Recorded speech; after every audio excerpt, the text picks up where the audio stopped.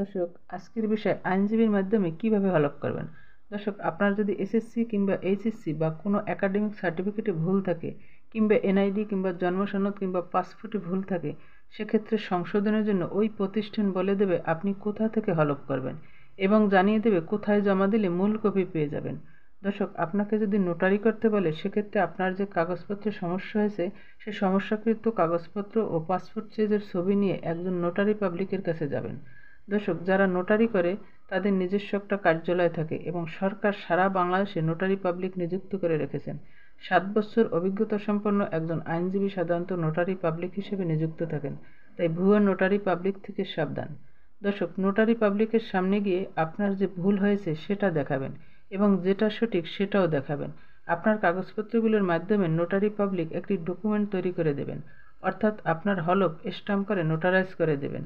একটা লাল কালারের গোল রাবার জাতীয় স্ট্যাম্প লাগিয়ে দেবেন। এটাকে আমরা নর্মালি বলি এফিডেভিট বা হলফনামা।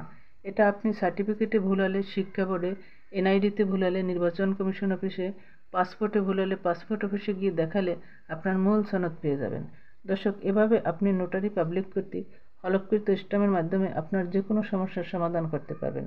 তবে ফার্স্ট ক্লাস ম্যাজিস্ট্রেটের মাধ্যমে হলফ করলে সেটা নোটারাইজ করতে হয় না।